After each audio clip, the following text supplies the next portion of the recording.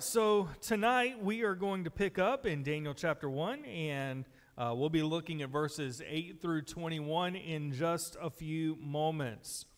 As I was looking at this tonight, when I was thinking about two opposing forces. When two opposing forces come at each other, one thing becomes clear.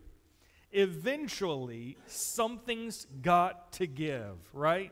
I can't help but have the picture of the two sumo wrestlers going at each other in the middle of the ring, right? They go running at each other, and then suddenly there's this collision, and eventually something's got to give when those two opposing forces come at each other. As we saw last week, we are living in Babylon right now. And when you try to live in a Babylon-like culture, as a believer who is committed to following Jesus Christ, and you live as someone who is committed to submitting to Jesus' authority rather than the authority in this world, there is eventually going to be a confrontation. Because this culture that we live in is eventually going to push you to try to conform to its ways instead of God's ways. And when those moments of confrontation come, where our desire to live for God and follow God is confronted by the world's desire to pressure us to conform, there is this confrontation. And when that confrontation comes, you'll either give in and follow the world's ways, or you will be like Daniel. And you will draw a line in the sand and stay faithful to God's ways. Last week we saw how the Lord had allowed the Babylonian Empire to come up against the Jews because of their unfaithfulness, because of their rampant idolatry that they had gone through for years and years. And as a result, God used the Babylonians as an instrument of His judgment and justice upon the nation of Judah. Under Nebuchadnezzar's leadership, they came up against Jerusalem on 3 separate occasions, where thousands of people over those 3 occasions were taken back to Babylon in captivity. And on the 3rd occasion, that city of Jerusalem was eventually destroyed. Among those individuals who were taken back to Babylon were some hand-picked young men that King Nebuchadnezzar immensely desired to want to educate into the ways of Babylon. And we were introduced to 4 of these young men last week.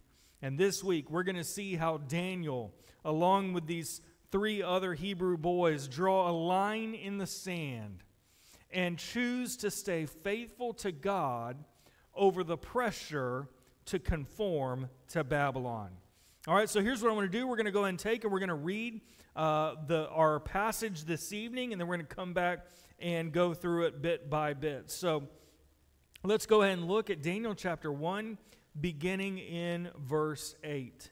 It says, "But Daniel purposed in his heart that he would not defile himself with the portion of the king's delicacies, nor with the wine which he drank. Therefore he requested of the chief of the eunuchs that he might not defile himself. Now God had brought Daniel into the favor and goodwill of the chief of the eunuchs. And the chief of the eunuchs said to Daniel, I fear my lord the king, who has appointed your food and drink. For why should he see your faces looking worse than the young men who are your age? Then you would endanger my head before the king. So Daniel said to the steward, whom the chief of the eunuchs had set over Daniel, Hananiah, Mishael, and Azariah, Please test your servants for 10 days, and let them give us vegetables to eat and water to drink. Then let our appearance be examined before you, and the appearance of the young men who eat the portion of the king's delicacies. And as you see fit, so deal with your servants. So he consented with them in this matter and tested them 10 days. And at the end of 10 days, their features appeared better and fatter in flesh than all the young men who ate the portion of the king's delicacies. Thus the steward took away their portion of delicacies and the wine that they were to drink, and gave them vegetables. As for these 4 young men, God gave them knowledge and skill in all literature and wisdom, and Daniel had understanding in all visions and dreams. Now at the end of the days, when the king had said that they should be brought in, the chief of the eunuchs brought them in before Nebuchadnezzar. Then the king interviewed them, and among them all, none was found like Daniel, Hananiah, Mishael, and Azariah. Therefore they served before the king. And in all matters of wisdom and understanding about which the king examined them, he found them 10 times better than all the magicians and astrologers who were in all his realm. Thus Daniel continued until the 1st year of King Cyrus. Okay. As I mentioned last week, the book of Daniel can easily be divided into 2 sections. It's also divided into 2 different genres of writing. The first section is written in the genre of a narrative. These first 6 chapters tell a story, and that story primarily revolves around these Hebrew boys and Daniel and their lives in the nation of Babylon. In these first 6 chapters, we see this overall theme of faithfulness that takes place. These chapters teach us that it is possible for God's people to live courageous, faithful lives, even when we're surrounded by evil. The second half of the book, as we talked about, is a different genre that we would call apocalyptic. That sounds fun, doesn't it? Apocalyptic. We all want to live through the apocalypse, right? Okay? It is apocalyptic. And in that half, the book focuses on the future and God's sovereignty over kings, kingdoms, and empires. And ultimately, it focuses on the victory of the ultimate king, that being Jesus. So in the first half, we're reminded that we have been called to be faithful. And in the second half, we're reminded of the future that says God wins. And because God wins, we can live confident, courageous, faithful lives. That's what the book of Daniel is ultimately all about. And so as we come back to our passage, here we find Daniel and his 3 friends, and they come to their first instance of needing to draw a line in the sand. This will not be the last time they have to draw a line in the sand, but it is the first time. We've already seen how much Babylon has done in order to try to assimilate these boys into their culture.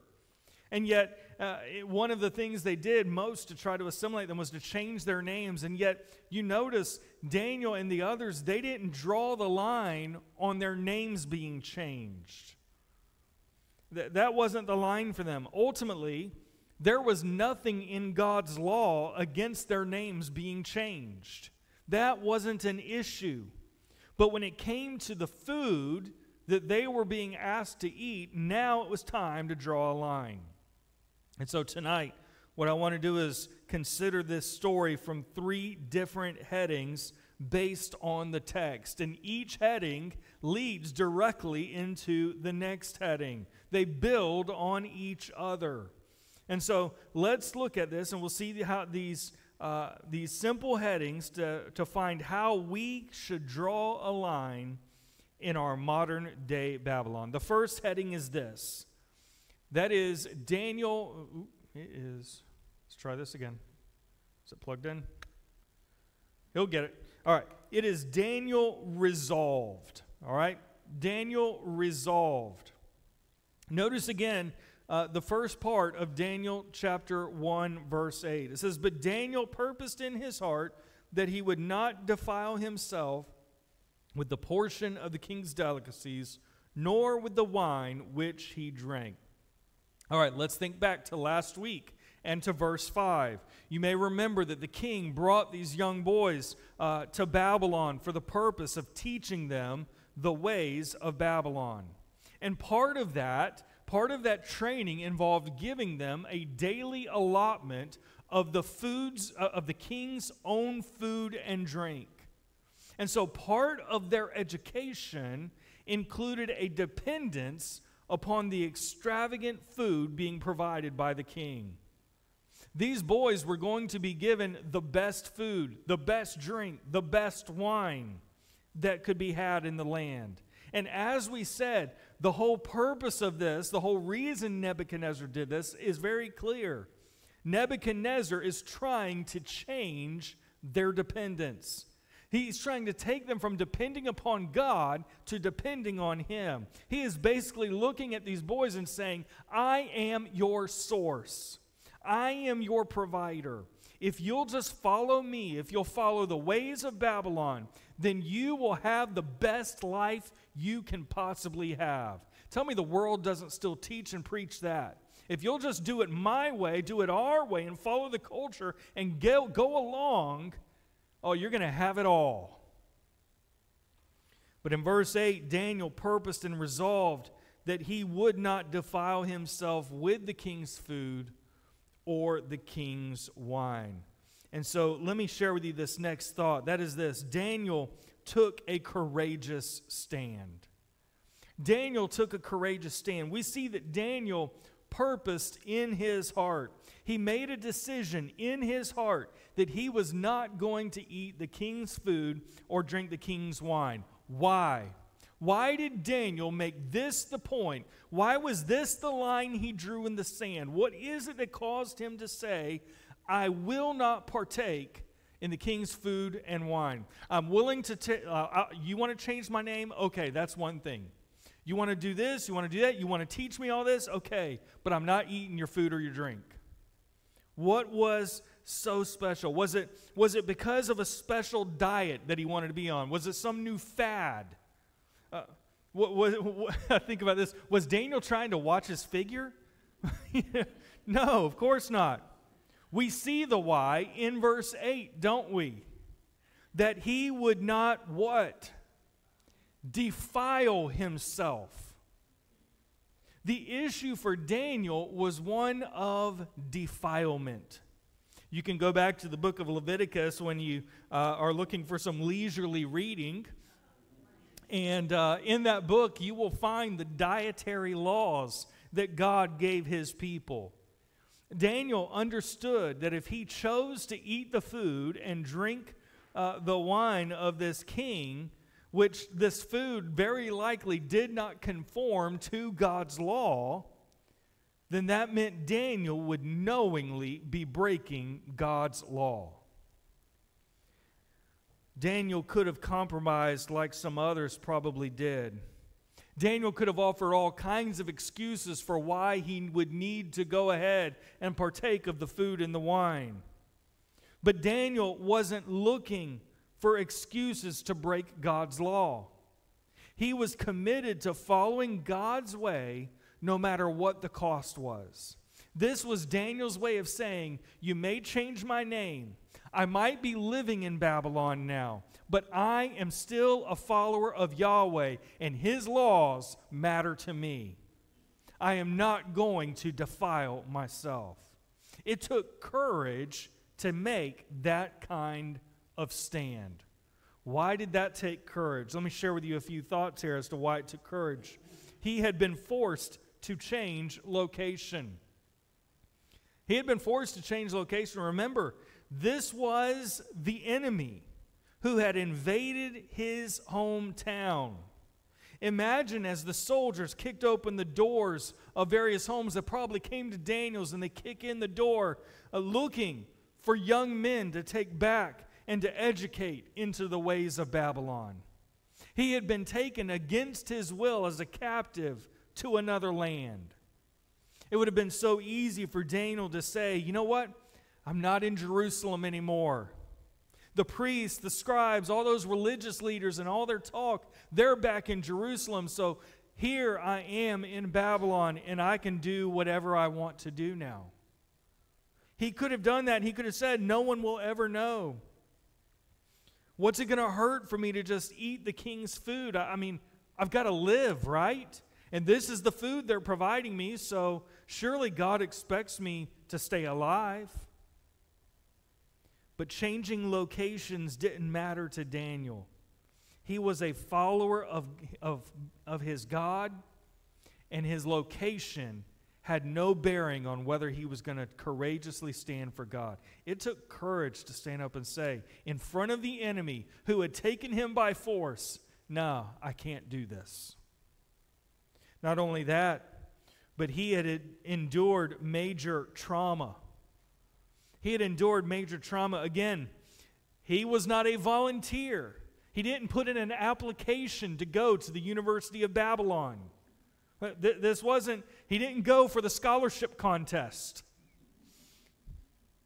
He was taken against his will.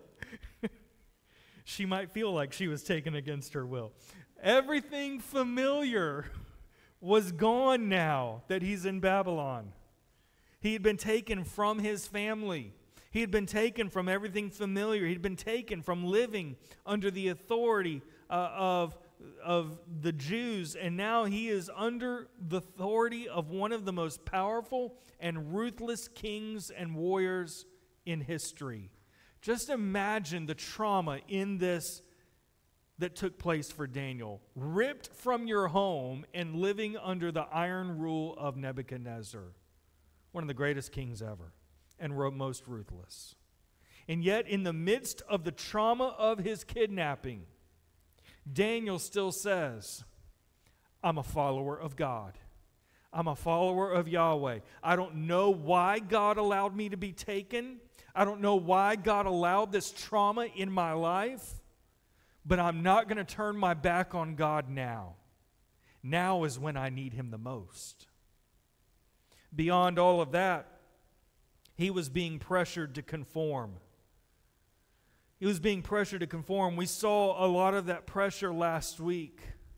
But there are a few implications we can take from the chief eunuch's response to Daniel's request. It's understood by what the chief eunuch says that the chief eunuch is very much afraid. If Daniel doesn't eat the king's food and drink the king's wine, the chief eunuch is scared what's going to happen. He's going to lose his life. He's going to be a dead man if he doesn't make Daniel and them do this. And by extension, the implication is that if I lose my life because you don't do what the king said, you and your friends are going to lose your lives. In other words, for Daniel, this is a life or death situation. The eunuch is pressuring Daniel to give in on this one thing because it's a life or death decision, not just for Daniel, but for the chief eunuch as well. Daniel understood the implications, and yet despite the pressure to conform, he still took a stand. I mentioned this somewhat last week, but for decades now, researchers have been studying how and why Christian kids who grow up in our evangelical churches, kids who went to kids ministries and youth ministries, they have been looking and trying to find out why, after they graduate from high school and go on to college or go on to their career, why do they walk away from the church and walk away from Jesus? Listen, the statistics are staggering. Between 70 to 80% of all kids who attend church and graduate high school leave the church and leave Jesus. That is a scary number. And it has been happening in our churches for decades, and it's still happening today. Why? Think about what happens when a kid finally leaves home. They change locations. They're away from what was once familiar. They don't have mom and dad coming in their room every Sunday morning saying, "Get up, we're going to church." They go through a trauma. We don't think of it as trauma, but it is. Listen, every one of us knows when you leave mom and dad's house and get out on your own, life changes dramatically, doesn't it? You suddenly you get hit in the face with real world life. And you realize just how good you might have had it under mom and dad's house. They experience the hardship and realities of life as they never have. Then they're pressured to conform to the ways of this world, just like Daniel. And you see, what Daniel demonstrates to us is an important truth for our young people. You can change locations. You can go through great trauma. You can be pressured to conform, and in spite of all of that, you can still be faithful to God. All of those things can be true, and you can still be faithful. That is what Daniel shows us here. Just because things change, just because life changes, it does not mean that you have to turn your back on God. You can run to Him. You can embrace Him. You can live for Him, even when you're surrounded by Babylon. Daniel and the Hebrew boys show us it's entirely possible. Charles Spurgeon said this about the text. I've got this on the screen. I want you to be able to read it as I read it aloud. Charles Spurgeon said this: "Oh, that we had a multitude of young men who knew how to put their feet down. We've a great number now who are watching to see where to put their feet down, and they will try to put their feet down not where it is most solid ground, but where it is most turfy and easy and soft to the feet. May God give us back the old grit that used to be in old-fashioned Christians, to whom custom was nothing, but God's word was everything, to whom it mattered not whether it brought loss or gain, but they did the right and followed the right, cost what it might." I can only imagine what Charles Spurgeon would say if he saw our society today. Listen, this passage cries out for our young people to say, I'm not looking to put my feet down on the most popular place. I'm not looking to put my feet down where I'm going to get the most applause from this world. It's crying out for young people to say, I'm going to put my foot down on the truth of the Word of God, and that is what I'm going to stand on. That's what this passage of Daniel is crying out.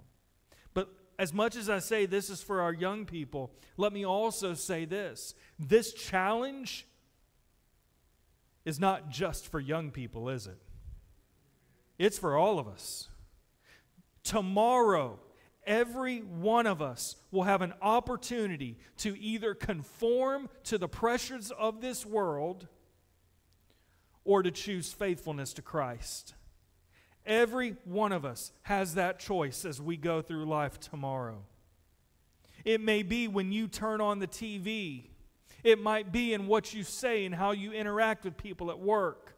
It could be any number of situations. And the question is this: will you be like Daniel, or will you conform?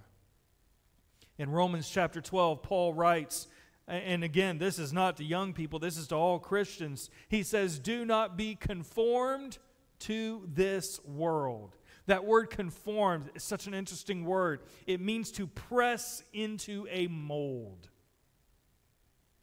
You see, tomorrow we have to decide, are we going to let the world press us into a mold, or are we going to stay faithful to God? Those are the choices we have to make. And so Daniel took a courageous stand. He drew a line in the sand. But don't miss this second point. Daniel acted with wisdom and grace. He acted with wisdom and grace. Yes, Daniel drew a line in the sand. But I want you to notice how he acts upon his resolve. Look again at verse 8. But Daniel purposed in his heart that he would not defile himself with the portion of the king's delicacies, nor with the wine which he drank. Therefore, he demanded of the chief of the eunuchs. Is that what it says?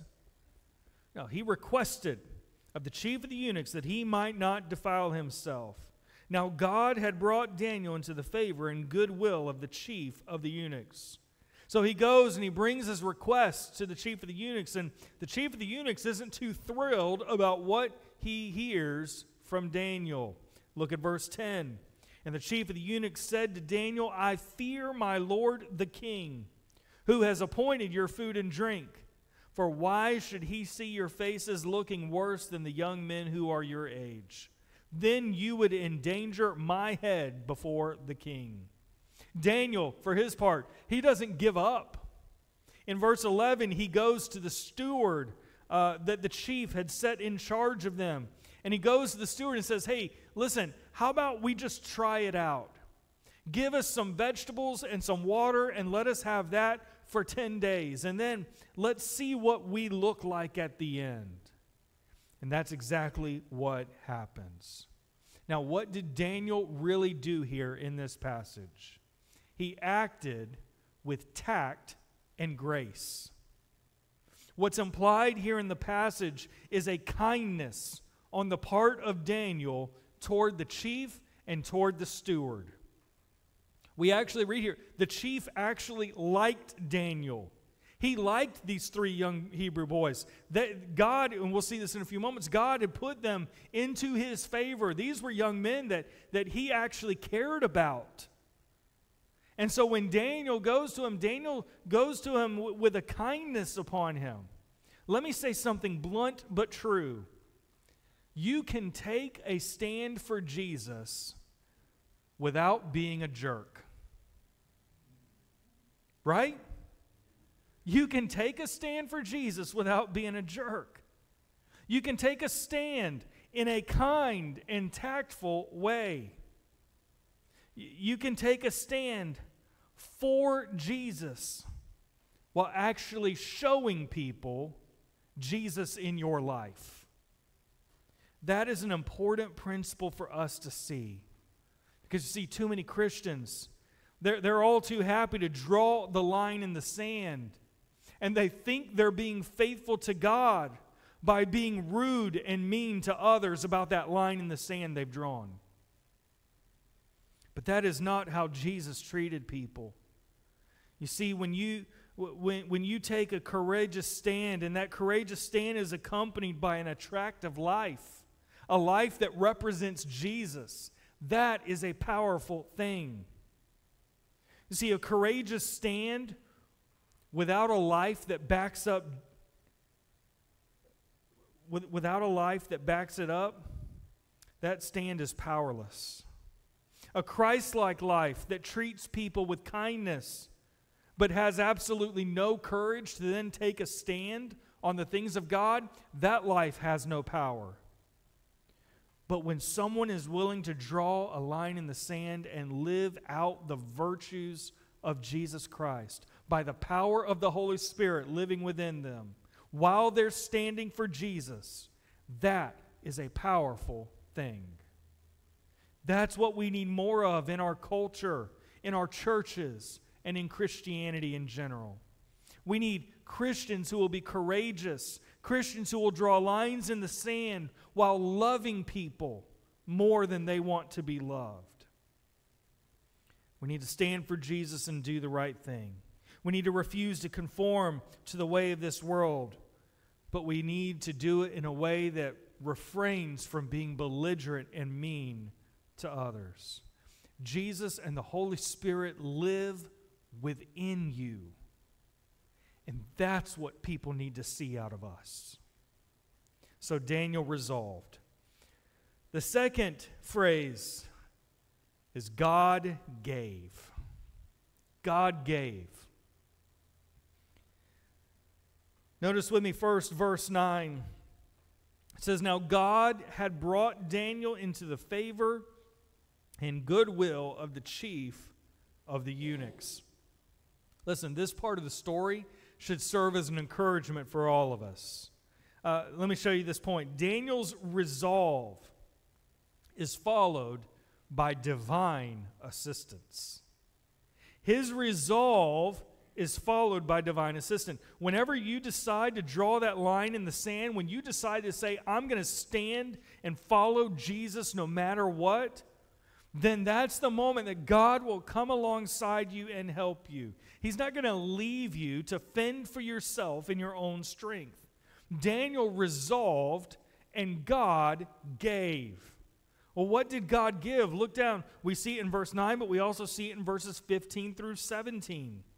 Verse 15, at the end of 10 days, their features appeared better and fatter in flesh than all the young men who ate the portion of the king's delicacies. Thus the steward took away their portion of delicacies and the wine that they were to drink and gave them vegetables.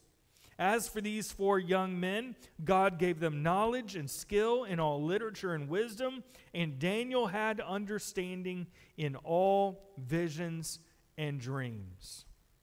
These 4 young men had a conviction that they were going to follow God and His Word. They didn't know what the result of that was going to be, but God came along beside them, and He blessed their conviction by giving them help in this land of Babylon. Notice the things He did for them. He gave them favor.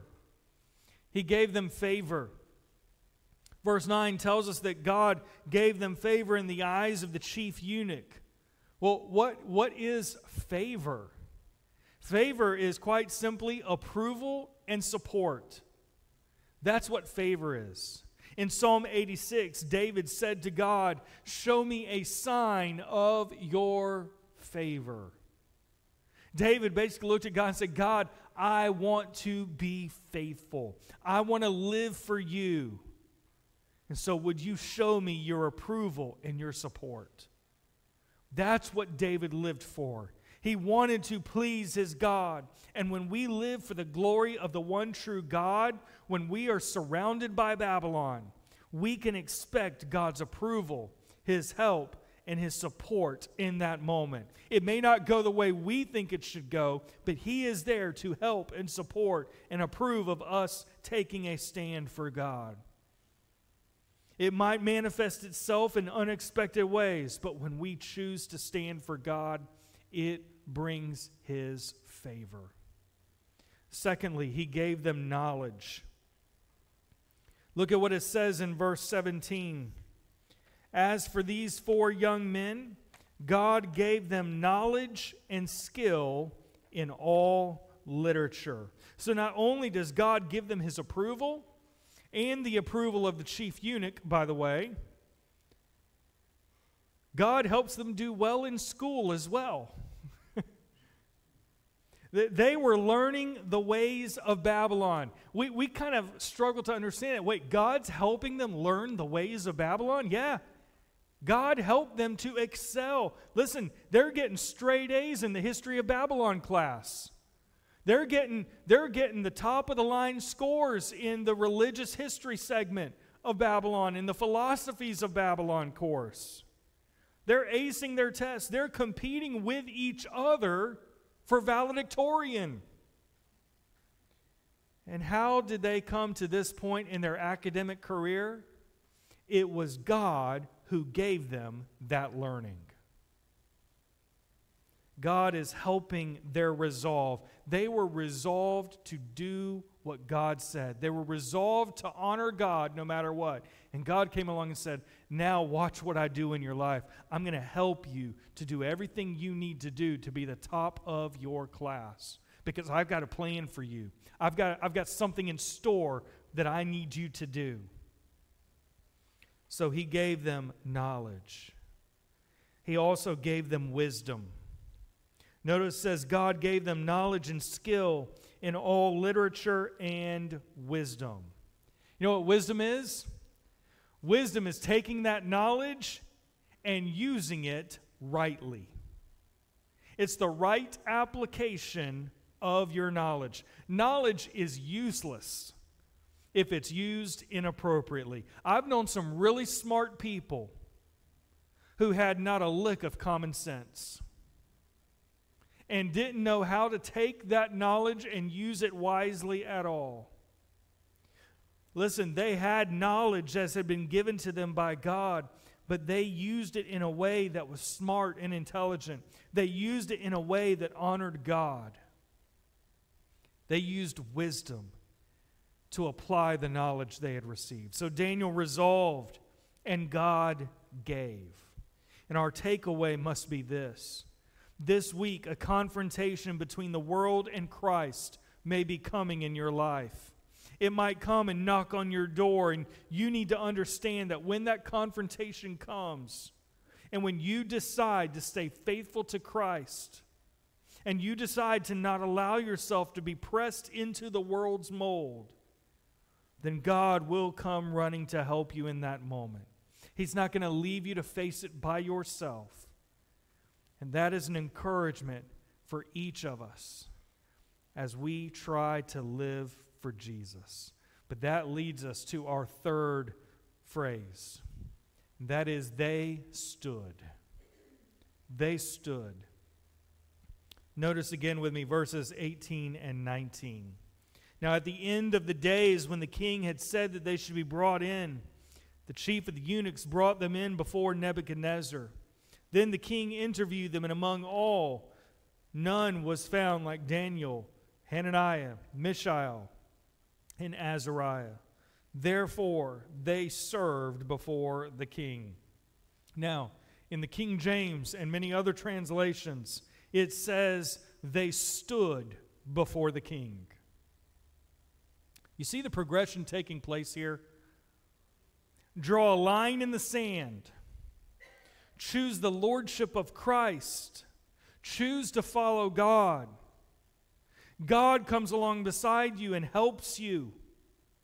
And then God will give you influence.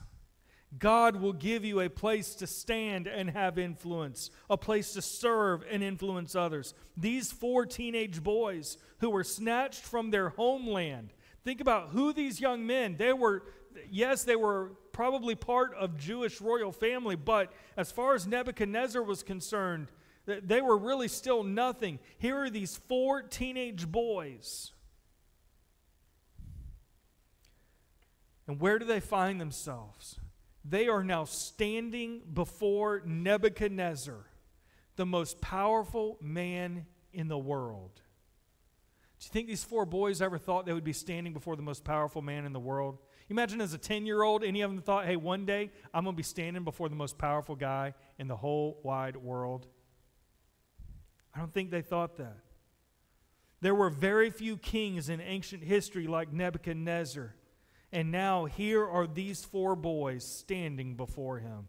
And understand, as we talk about what God gave, they received it. And here's what they did. They acquired great influence. They acquired great influence. Verse 21, don't miss this verse. It's so easy to skip this verse, but it gives us an important detail. Thus Daniel continued until the first year of King Cyrus. You see, eventually the Babylonian Empire is going to fall. It's going to fall to the Persian Empire. And you know who the king of the Persians was that overthrew the Babylonians? King Cyrus. Do you know when it happened? It happened over 6 decades after this story, in the year 539 BC. That means that Daniel had decades of influence in the royal palace. He had decades of influence that far outlasted Nebuchadnezzar's influence. His influence outlasted the Babylonian Empire. They were overthrown. They fell. But guess who is still there through it all? Kingdoms rise and fall. Kings come and go. And through it all, there's one person faithful to God, standing and having influence, and his name is Daniel. And why did all that happen? Because at the very beginning, he purposed in his heart that he would not defile himself. He drew a line in the sand. So Daniel maintained an influence in the land from one empire to the next. And what that means for us is this: godly influence should be our goal. Godly influence should be our goal. That is why we take stands. We don't do it to pat ourselves on the back and say, hey, look at me. Look at the stand I took. No, we do it. We take a stand because we want to honor King Jesus. We take a stand because we know God will help. And when we know God will help us, we know that our lives will then begin to permeate some part of the culture. I may never stand before a king,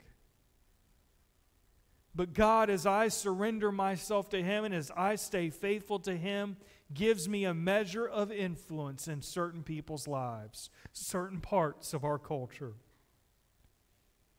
You see, our lives have the ability to have an influence toward changing things.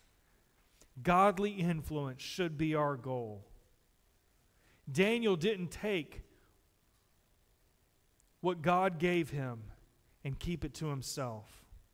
Daniel influenced every single king that he went before. He had such an influence that by the time Cyrus comes on the scene, Cyrus is the one who lets the Jewish people start going back home and rebuilding the city walls and rebuilding the temple. He's the one who lets them start going. Daniel didn't keep it all to himself. He took what God gave him and he used it to influence the people God put in his life. So here's the questions we should ponder tonight. Do you want to change the world? Do you want to change the world? Do you really want to change things? Do you want to be an influencer, a representative, an ambassador of the kingdom of God who actually makes a difference in this world? Now, here's how you do it. You've just got to draw some lines in the sand. You've got to determine you're going to please God rather than man. You've got to trust God for His help. And then you have to trust that God will give you influence that lives beyond your life. That's how you change the world. Jesus told us in Matthew chapter 5, verses 14 through 16. He said, "You are the light of the world. A city that is set on a hill cannot be hidden, nor do they light a lamp and put it under a basket, but on a lampstand, and it gives light to all who are in the house. Let your light so shine before men that they may see your good works and glorify your Father in heaven." Listen, if we don't draw some lines in the sand, and if we don't choose the lordship of Christ over our culture, then our light will never shine. We will not have influence. We will not make a difference. And we will not change the world. Instead, the opposite will be true. The world will change us. Let's be like Daniel. Let's draw some lines in the sand, and let's exhibit a kind and tactful life as we do. Let's allow God to come help us in that moment, and before you know it, you'll be making a difference in this world. It may be in one person's life, it may be in a multitude of people's lives. But when we stay faithful to God, He will give us the opportunity to influence someone for change. Next week, we are going to be moving to Daniel chapter 2. Feel free to read ahead on that. I cannot tell you exactly how far we're going to get into Daniel 2. My goal is to get at least through verse 16. I would love to possibly get as far as verse 30. So we're probably going to go Daniel chapter 2, either verses 1 through 16 or all the way up to verse 30. We'll see how the Lord blesses my study and our time for that for next week. All right? So looking forward to that. God bless you. Oh, and my wife